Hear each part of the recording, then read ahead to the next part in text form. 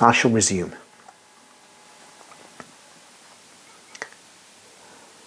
Lucina was tortured with 1,000 torments, beaten, hung, stretched out, and twisted with tongs, and she always healed by the work of God, and she always withstood all the threats. The final torture, before martyrdom, was aimed at her spirit. The tyrant, on seeing her caught up with love for Christ, a virgin who had bound herself to the Lord our God, wanted to wound her in this love of hers, and he condemned her to be with a man. But 1, 2, and 10 who approached all perished, struck down by a heavenly thunderbolt. Then, unable to break and destroy the lily of her purity in any way, the tyrant ordered that she be bound and hung in such fashion that she would remain as if seated, and then lowered swiftly onto a pointed wedge, which tore apart her viscera. The barbarian thought he had thus taken away her beloved virginity. But her purity had never flourished so beautifully as in that bloodbath. And from her torn viscera, her lily spread forth to be picked by God's angels. She is now in peace. Courage, brothers and sisters. I had fed her yesterday with the bread of heaven, and with the taste of that bread, she went to her final martyrdom. We see in the cruelty of this vision how they finally kill Lucina. Because they can't take her virginity, they engage in an extremely violent act which kills her. But still, Paul says, from her torn viscera, her lily spread forth to be picked by God's angel. She's now in peace. And he says, I'd fed her yesterday with the bread of heaven.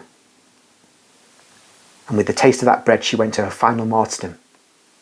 Doesn't that show how central the Eucharist is for St. Paul? And we know that. We can read 1 Corinthians. It's so obvious. Never mind the Gospels, where Jesus makes it absolutely clear how central the Eucharist is for us. But also, see how virginity is honoured. How we must exhort both males and females to see this way. It's difficult because this world is a dog's world. No, not a dog's. I love dogs. But it is controlled by forces which are not ours. They were under our control in the Middle Ages. With the Protestant Reformation, we became weakened and we gradually lost the power to control those forces. And Protestantism is now swept away, of course. It was a useful idiot to weaken Christendom so that the dark forces of Satan could come into play. And now they control the West, above all the West, which is, if the West falls, then everything falls.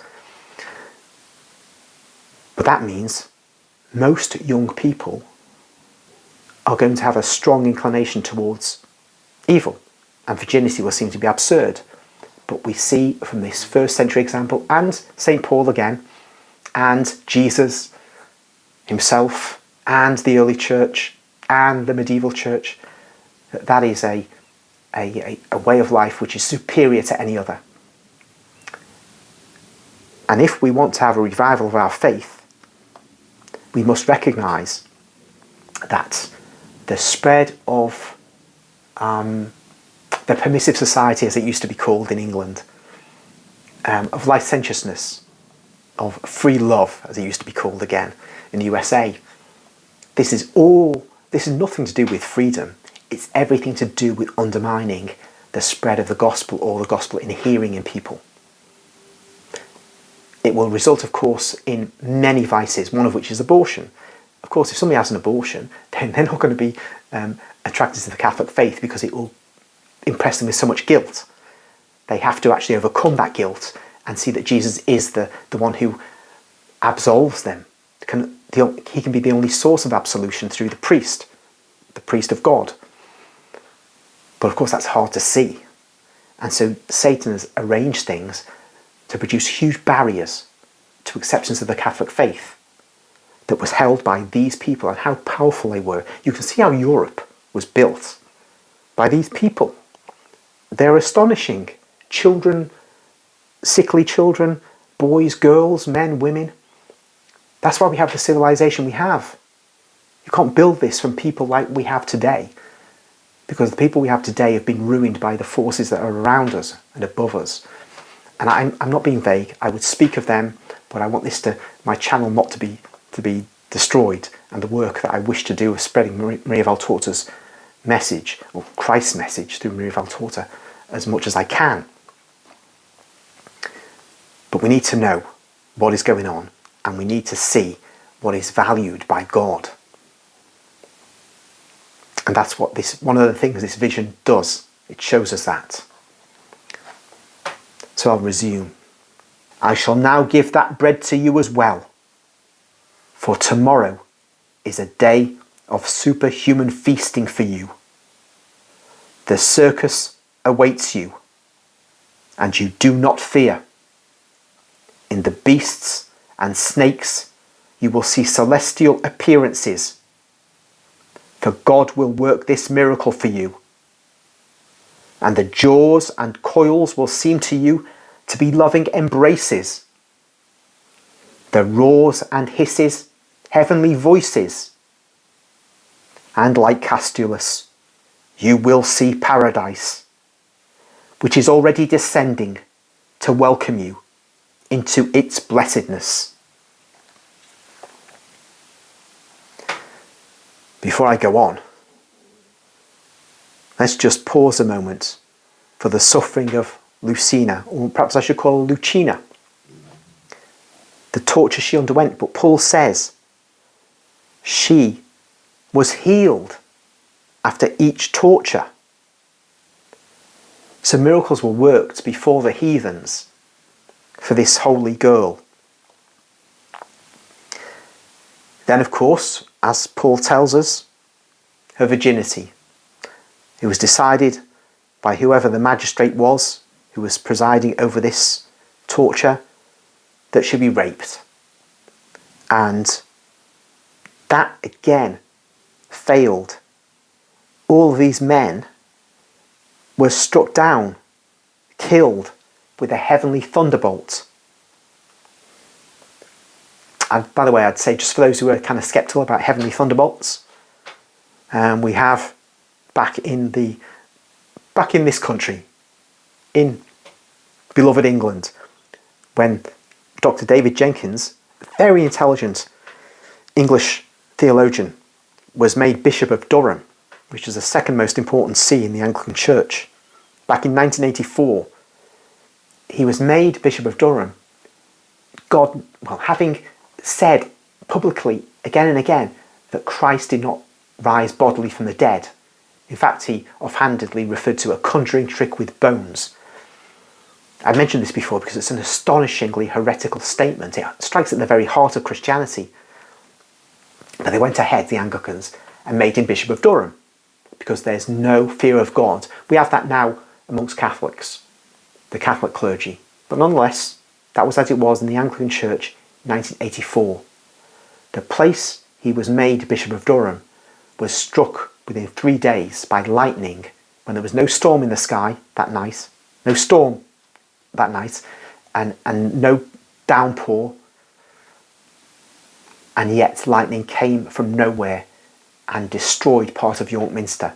God was kind in that he didn't destroy the entire Minster.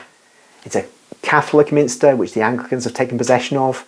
We're told to apologise for all kinds of things. The Anglicans never apologise for stealing our stuff, but never mind.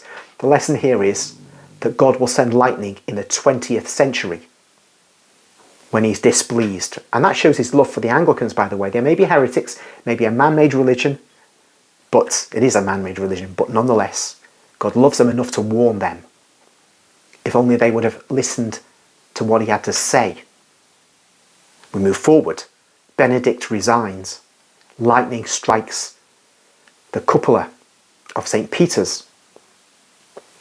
In 2013, Monsignor Ganswein, who was Pope Benedict's right-hand man, was there, and he said it was 2 lightning strikes and it shook the place. They shook the place. One of those strikes, the lesser, was caught on film or on camera. Again, what was the warning? Was it that Benedict should not have resigned? Was it? As I think that may be true, but also that something is changing now in the Catholic Church. Things are going to get darker. And things have become more difficult, without a doubt, no matter what you think. Things have taken a turn. So that's 2013. And then, on the birthday of Pope Francis in 2024, we had, was it 2023, 2024? I think it's 2024. I forget. We had lightning strike a statue of St. Peter outside of Buenos Aires. It destroyed the key, which was being held by the hand of Peter. It was on the birthday of the Pope. Now, some people will say, coincidence. I don't think so. You don't have to deny that someone is Pope to say that popes can not be as good as they should be. You can look in the history of our church and see some really nasty pieces of work who became popes. It's just the way it is. Rome is the rock of orthodoxy, but we do not say it is the rock of good behaviour. Yes, of course, you will see overwhelmingly good behaviour over the 2,000 years compared to any other institution, any other office holder, because the graces of God pour down into that office, are concentrated in that office and the office holder. But man has free will. So we can see that God is calling him to strengthen himself in the Holy Catholic faith, once for all given to the saints, to be resolute in rejecting all innovation, to preach the everlasting faith, to not concern himself with contemporary issues so much. Politicians, political Catholics, Catholics of a good heart who want to enter politics as a vocation, they can deal with all that stuff. In this age, more than any other age, Catholics need to be fed the gospel faith. The faith that they were dying for, as I'm showing in this vision. And if he will do that, then he can be one of the great popes of the last 2,000 years. Also, I would say that the lightning which struck on his birthday in Buenos Aires tells us this man of advanced age does not have very long. That God is calling him on his birthday to be, as it were, a reminder that he's coming to the end and there's not long left, and he must act now to be a supreme pastor, to refocus himself on all that really matters, and to not waste time with other stuff. Most of us are younger than him because he's really old, but we've all got a limited amount of time, and some of us may die before he does. So time is short for all of us, but there comes a time when you get that knock at the door, and you know that illness is a sign of the call, that it's coming to the end. And when you sense you're coming to the end, you've got to stop mucking about. It's all right when you're 20, kind of. But when you know time is short, then really one must focus entirely on the faith like a laser beam. All right,